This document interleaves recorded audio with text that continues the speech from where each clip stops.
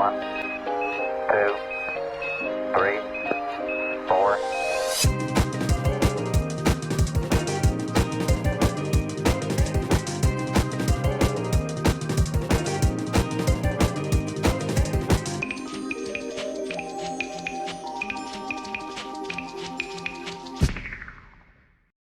And welcome back to another episode with Breakfast with Brothers.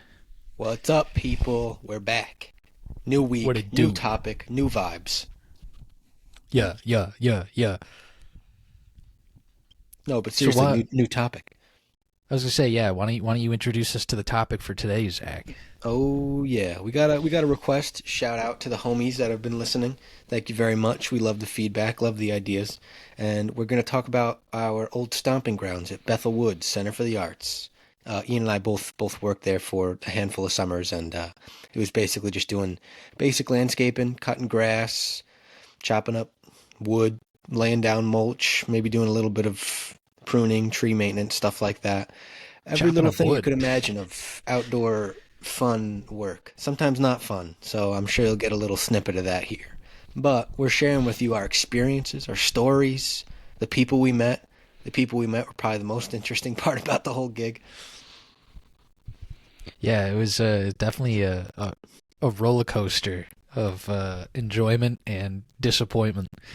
But in reality, no, there's no hate towards the actual company. You know, we were very happy to be able to work there, but just to lay that down first so that there's no, nothing misconstrued, because we did work there. It was a job that we enjoyed to work most of the time, and then the other times it was just absolute torture. So, Well, that was the best thing um, about it. It was early day work, so you got out at a reasonable time. You could get home, take care of some business, and then dinner, and then bed. That was pretty much the vibe. It wasn't a office job by any means. It was a lot of physical labor. We were outside for 6, 7 hours, and that was pretty much it. We cut a lot of grass, a lot, and we got dirty a lot, muddy, a you name it. lot.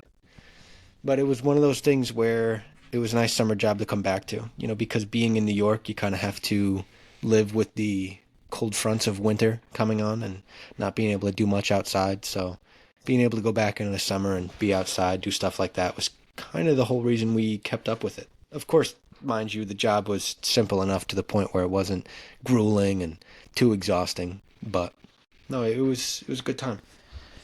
Yeah, it was definitely like the perfect college job, and being that there was only like a handful of full timers on the grounds crew. Not Yep. even a handful, just you can count on one hand, at least with the grounds crew. So it was nice to like come back every summer and have like a job that's going to pay well for what we're doing. That will be put towards like college and such. And I know Zach can say the same, considering he did the same thing I did, and a couple other people we worked with did the same thing as well. But I guess we can start like from the start of it. I mean, like, you got there first, Zach. You got me the job, so. I know, walking into the break room, meeting everybody. No, we had a decent crew. I started out as a flower girl. I was doing a lot of planting. I was doing some minor pruning, some mulching. Um, but just to put into perspective, Bethel Woods had over at the time, I think 1,000 trees or something like that. Maybe it was closer to like 1,500 trees, and a lot of that went into making them look nice, with their little mulch beds. But then also everywhere where people were going for the concert venue, which was what Bethel Woods was all about, aside from the nature aspect and being able to walk and kind of look around and check out birds or nature or what have you. It was for concerts. There was a big old concert hall, which basically just housed most of what Bethel was doing was like country, some old school rock and roll, and then occasionally little rap or pop festivals or whatever. But we had to make things look aesthetically pleasing most of the time. The main entrance, planting flowers, keeping the lawn nice and short, being able to water, certain bigger plants, bigger trees that needed constant care, and then also the smaller spots in and around the concert venue itself, the food pickups where you were buying your drinks, where people could walk around like little lake spots and stuff like that, just making things look pretty. And that was the essence of our job, keeping the place pretty while also not getting in people's way, because there plenty of people had something to say about that, and then also trying not to burn the whole place down at the same time. Yeah, yeah. I mean, I know concerts were always just something that we either really enjoyed or just absolutely despised. And we had a couple of concerts that we always hated getting. Oh The yeah. same the same names that came through like every year for Bethel. A lot of it was like very big country shows, like Zach was saying. And like in the past couple of years, it was like Dead and Company, Fish, those shows. Ah, man, you might as well just have stayed home and just never have opened your door for the day. I will say for those concerts, there were the worst ones with things like Luke Bryan or Florida Georgia Line. I can't remember the other. Dirks Bentley was another one. But any country show, we were basically expecting the classic roughhousing, people getting into fights, plenty of drunk people doing stupid things, breaking fence rails, throwing beer cans at other people, Yeah, taking bricks or fence posts and just hucking them wherever they wanted to. I mean, if you could think of something that would go wrong, any it country went concert wrong. at Bethel, yes, would exactly happen. Something would go wrong. But, I think that would be better said with anybody else that we worked for. Like the supervisors too. Like, they were people, the directors, everything. They were the people that were there on scene, not doing a lot of the, maintenance and cleanup during concert time, but they were there kind of checking people out, people watching, and also kind of trying to keep things under control. So for those people, they had it just as tough because anything went. Anything went when it was a country show. I feel like if someone was getting too belligerent and they were going to get kicked out, it would happen. If someone wanted to ride the horse that the cops were, toting around the facility, they probably could have figured it out. People wanted to steal a gator, they would have done it. I feel like anything and everything And they was. have. That's what I'm saying. Like people were just. It didn't matter what was right, what was wrong. People were just doing anything.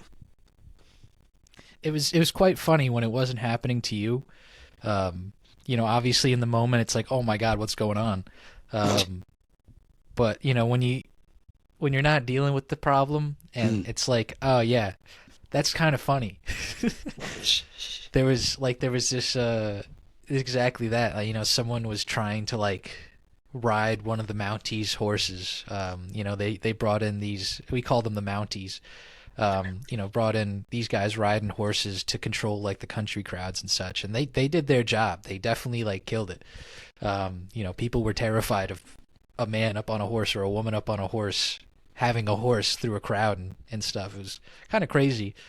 But there was this one lady that like really wanted to ride the horse or like to pet it and such, and like the horse wasn't having it.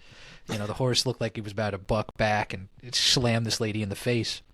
Wished it would have. Yeah, because this lady was really annoying about it too. Like we could see it. Thankfully, that didn't happen, and the lady was fine. But it really should have happened to her because she was really annoying. But that's the thing, But like that's a continual story where someone's being annoying and something bad happens. And that was yeah, Bethelwood concerts. Most of the time when I first started working there, it was mainly Fridays, Saturdays, and Sundays were concerts.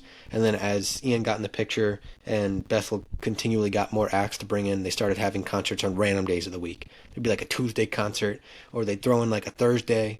If there was a festival, it might have been like Thursday, Friday, Saturday, something crazy. Mainly to the point that if there were concerts during these weekdays, there would be more people that needed to be, on schedule to do stuff, deal with the annoyances, things like that. And of course, it was never ending. So trying to maintain the look of the facility while also dealing with people and then having to come back every day and clean up their mess or help other people clean up their mess. It was just kind of not a never ending nightmare, but it was one of those things where if something was to go wrong, it was inevitable. And that's just how it was. And being able to deal with that on a mental level was a challenge. Because everyone that kind of worked together, there was always one person in one department that had a bone to pick with somebody else. And it was one of those things where not everyone got along all the time, and there was also a lot of hiccups. That wasn't because of anyone hating each other, but just something that popped up where it was like, oh great, now we got to go deal with that. Oh no, now we got to go deal with this. So Yeah, the porta potty out at house left is tipped over. yeah, We need help over here as soon as possible. garbage has Yeah, been yeah. thrown around the pavilion. Nobody knows what's going on. There's people mud sliding down the sitting lawn. We need people out here for help right now to get these people kicked out. Who was there to fix it? Us. Us. We were. We fixed it the I next will. day. I will say, as you know, being part of the grounds crew and stuff, we did have maintenance, which was another department. Facilities was another department, and they did their thing. And there's a lot of people, that we could talk about out loud. But I figured we didn't have to pinpoint anyone specifically because I'm sure some of the people listening aren't going to know who we're talking about. And like for that sake too, thinking about a story where the porta potties lit on fire. I'm definitely not naming anybody for that because that was just a whole clusterfuck that just exploded into nonsense. Yeah, that was crazy. That I remember that whole drama that ensued where something had happened where there was a little storage shed behind, and just to give you an idea, there was like 10 to 15 porta potties next to each other, and it was one of those little areas for people to do their business, whatever. The hand sanitizer station, all set up in this one little corner of this concert venue site, and they had this little storage shed for supplies and stuff to fix any nearby like sprinkler heads, or if someone needed to fuel a gator, there was a fuel can in there, a couple wrenches, in case something went wrong with like a porta potty lock or whatever, what have you. There was a mini storage shed for anything and everything. So this gas tank that was in the storage shed, for all you listening, Ian knows the story, was posted up in the shed, and then eventually it came to be that it was missing or something like that. And then I think it was maybe a couple days later or that same day, it was well after everyone went home after their work shifts.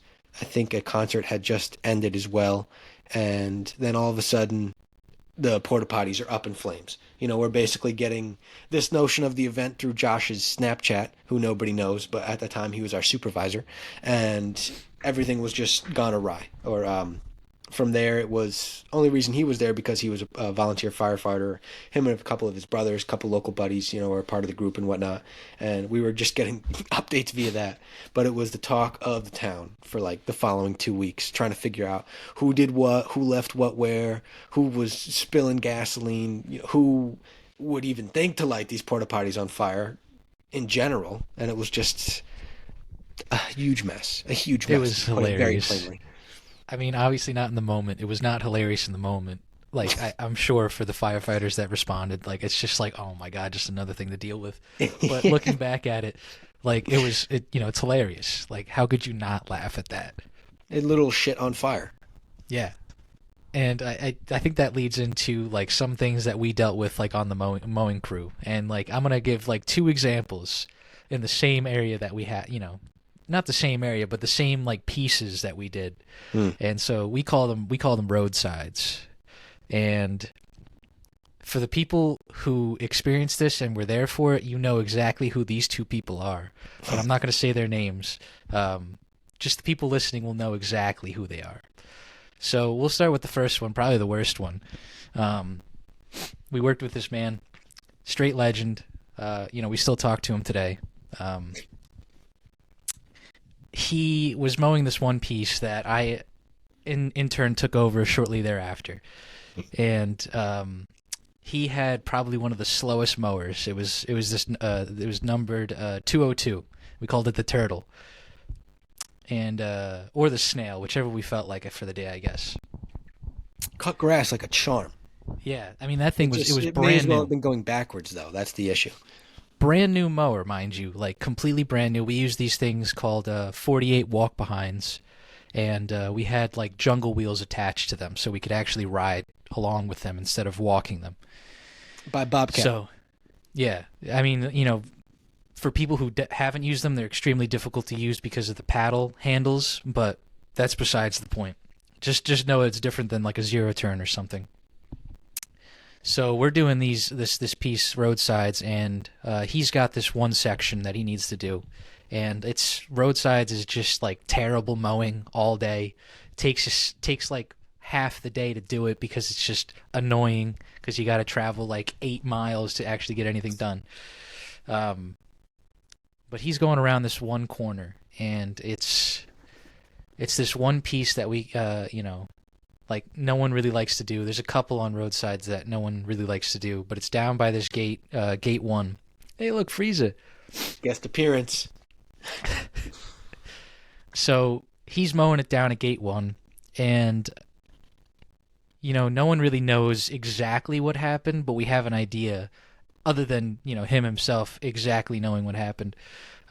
He flips the mower, I guess, from going around a corner too quickly, but it wasn't around the corner. It was shortly thereafter he flipped it, like right in front of the fire hydrant that's on this piece. And of course, he flipped it like completely upside down. And it was caught in like a little like drainage ditch area. So it was even harder to like completely get out. So that happened, and we won't go into details what happened afterwards. It was just kind of like, what the hell are you doing? Like, what the happened? How? What? When? So that happened. He's a legend. Still love him. Just thought the story was funny. And then the other story is of this other man, tall, lanky dude. Absolute legend himself as well. He was doing this one piece that I guess, for whatever reason, Zach, you weren't doing it that day. Like, I guess you handed it over to him because you were maybe zero turning at that point. I think so, yeah. So, like, he had just, like, started doing it because we needed someone else to work on that so Zach can be free for other things. And this is maybe, I don't know, his second or third time doing it, maybe. Yep. He ends up coming back, like, he does his first pass around. And so, like, whenever we mow, we always do, like, 2 passes. But in some cases, we have to do, like, a specific way. So sometimes it'll only take 1 pass through, and then you start whatever you need to do. So I think it was on his first pass through. He's coming back, and there's this, like, really big, like, ditch area. Like, I mean, it drops straight down. Just basic drainage, but to the point where, caved in like this, and you had to mow grass up above my knuckles here on each side. That's kind of like the best way to explain it. Yeah, it was just like a massive hole. It just, you had to like kind of skim the sides of it. And well, he ended up completely dropping it in to the hole, and for a moment, like, none of us had to actually see him within the hole because of how deep it was. So I think it was Zach that found him first, and I'm coming back from mowing the opposite side. And I see, like, his head just kind of, like, right up above this hole. Like, that's the only thing I could see. I couldn't see anything else. I was like, where's his mower? And I stop, and I walk over, and I see Zach, like, laughing. And, here he is standing in the ditch, with his mower completely, like, slammed into the side, unable to get it out at all. And we actually ended up having to call... who do we call? I think it was Pat. Yeah, we called Pat, the backhoe operator. Straight legend. What a beast. Absolute ghost. Absolute goat. He came and helped pull him out with a chain and stuff, but it's just hilarious. I mean, obviously completely dangerous, and anyone who's like doesn't work with heavy machinery like that or anything like that, really dangerous. But to us, it was hilarious because, we knew they were all right. They didn't get hurt. It was hilarious after that fact. And that was most of what happened. That was scary in the moment, but then funny afterwards. Because majority of the time when we're working with lawnmowers, there's not really anything dangerous about it unless you start acting and being foolish with the mower. Because the worst part about that is if the blades are running and, something gets stuck under there. Foot, hand, body part, whatever. But the good thing about that is there's a lot of safety kickoffs if things happen like that. I will say that was pretty much the most dangerous stuff. We were never really operating heavy machinery or anything crazy. Like, we didn't touch the forklifts or anything that the mechanics were dealing with like watering the driveways or moving rock, peat gravel or whatever. So I don't know. I feel like there was plenty of chances where we could have, gotten into pickles. But it was, just one of those things. Like, you take it slow, low and slow, weed whacking, mowing, I mean, even just using a wheelbarrow, for example, dumping mulch or whatever, you take it low and slow, you're going to be fine. So, like, a lot of our gig was, even if things did go south and they were scary in the moment, it was something that we could laugh about after because we knew at the time nobody was going to get seriously injured. And nobody did. We had a couple people, come through and then leave, within a year or maybe 2 summers, 2 years. And they're still here to tell the story. They're still here living life. Yeah, no, everyone's fine. Everyone's happy and healthy. No one got like extremely hurt. No doubt. Nothing really went haywire. I mean, like, Zach said we really didn't use heavy machinery. It really didn't. I mean, I used, like, as I stayed later and later, after Zach had left and gone off and done his own thing, I started learning how to use, like, the skid steer and the tractors and such. But, nothing insane. Like, I really didn't touch the forklift or the scissor lifts or anything like that. I did some work with our father, doing some tree work around the place, but besides that, we really didn't do anything crazy. Just a lot of stupid shit that happened that either we concocted or that just ended up happening because someone was really stupid. I got something. Your favorite and least favorite place to mow. Hit 'em. My favorite and least favorite. Wow, that's difficult. Because there's a lot of places I don't like to mow, and I guess I'll list like two of them that are really bad. I'll start with the ones that I hate. So there has to be two of them because this is the reason. The first one is the hill, like the hill in front of conservatory. Do you remember when we have to do that at least like once a year? Oh, yeah, that. I'm talking about the daily, the weekly mows. No, I know. I had to throw that in there because no one likes mowing that. Well, it was the hill in front of conservatory, which, mind you, was like this, and it was covered in rocks. And then the other spot was by the shop when we had to weed whack the ditch, the ditch hill. Yeah, also that's like pretty this, bad. And we had the weed whack standing on it like this. So, no, I would say like probably my least favorite place to mow, like every single week. Yeah. I would have to say, man, when I was doing it, like a lot, P Alley. P Alley without a doubt. On site? Yeah. P Alley, hands down, worst spot. Either that one or the hill for inside the fence. The one with the ditch going all the way down. Oh, yeah. Yep. Coming up from gate 1. Yeah. That was those tough. Two spots are always the worst to mow. If it's wet at all, God bless you. Yeah, no, that's true. That's true. And in general, mowing wet grass at all was tough because we had to kind of abide by the rule where if it was wet, we mowed slow. We weren't trying to make tire marks, but not that it was inevitable, but we wanted to get things done too. Like we weren't going to sit around for hours and just try to mow things to get them mowed. Like a lot of the time we were leaving tire ruts, or if we were spinning in a circle, we were leaving little mud donuts, because the mower like turned on a dime. But also, with that being said, Ian's votes for worst spots to mow. Mine would have been bi-level by far. Every spot was just a pain in the butt. And to give you an idea of mowing at bi-level, everywhere you had to mow was pretty much like this. Or it was like little spots where it was like beveled and you kind of had to mow each side separately. And then also dealing with trees. Mowing in and around conifers, when they droop, the branches tend to like kick out. And the owner of the entire venue, his favorite thing was to leave the trees skirted so everything would touch the floor. The skirt of the tree would branch out and it would be long. Like they wouldn't be, I don't even know how to describe it, even. They would be like jagged edge, and they would anyway, these trees, just imagine you're looking at like a spruce tree or a pine tree or a hemlock tree or whatever, and the branches are just all odd looking. He liked the Christmas tree look.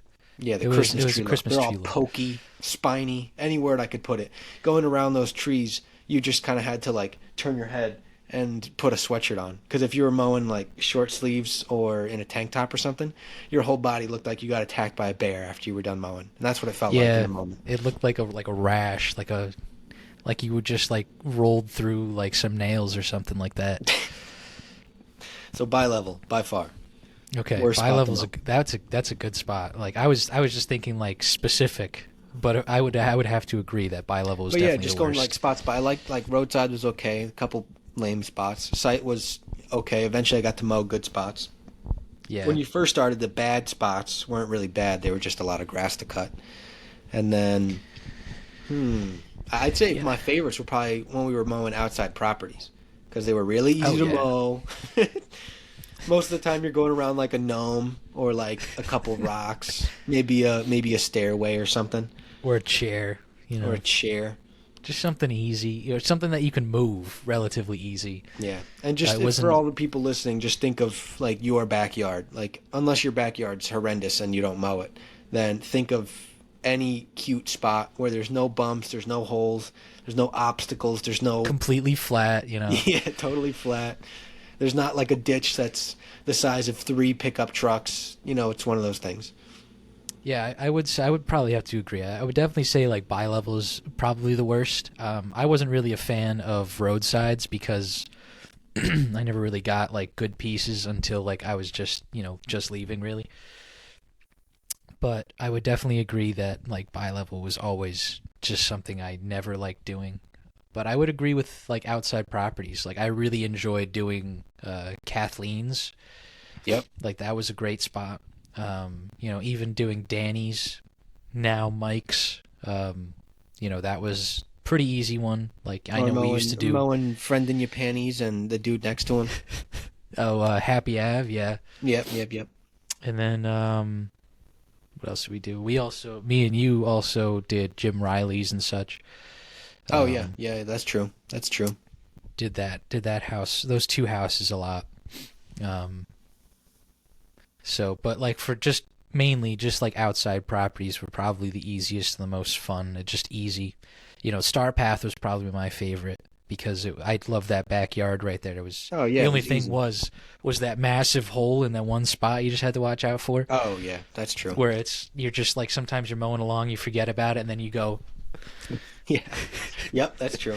I will say for people listening that want to landscape, cut grass, be outside working through the summers, just go ahead and do it. Like our, little stories were sometimes lame.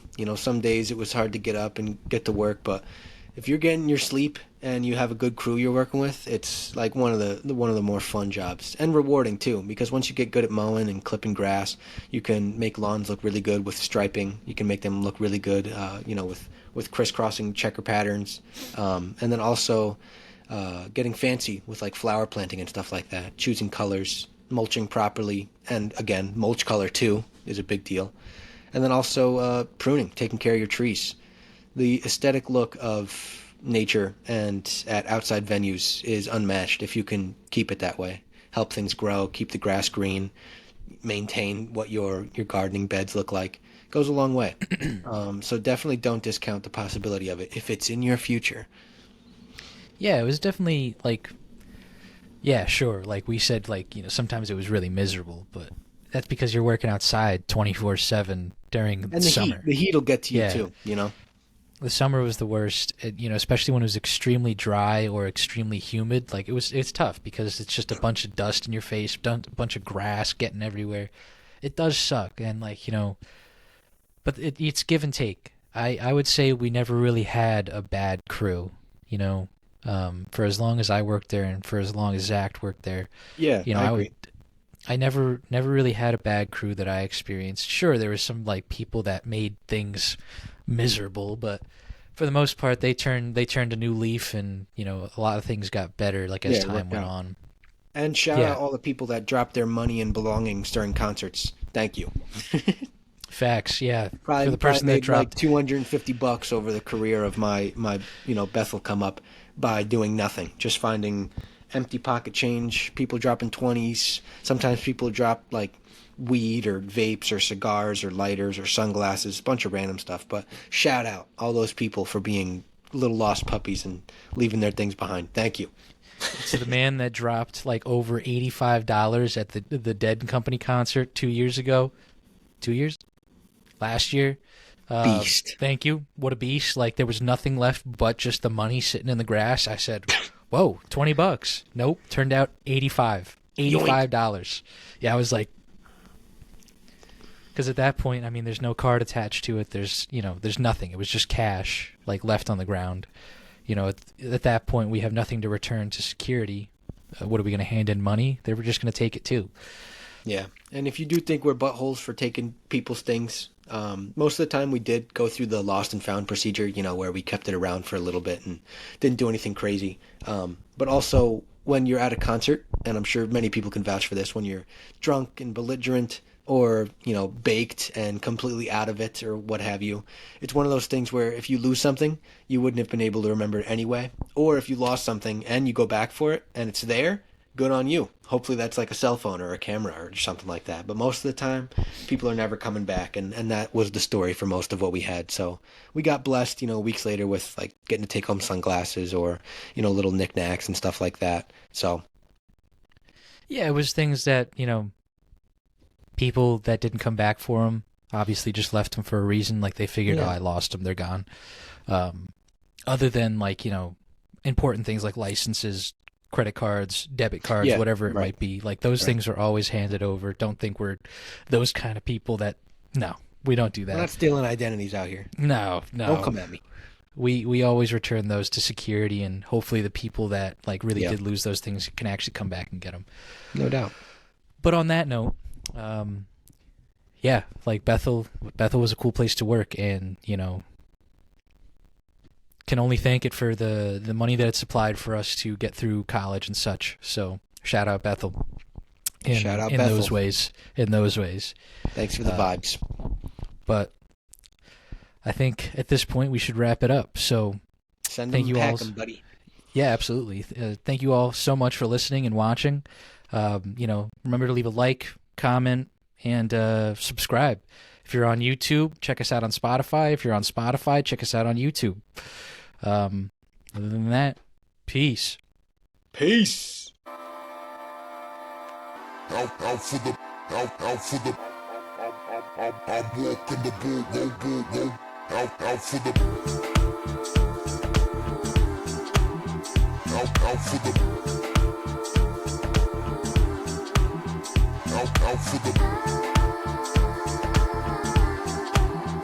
out for the, out for the.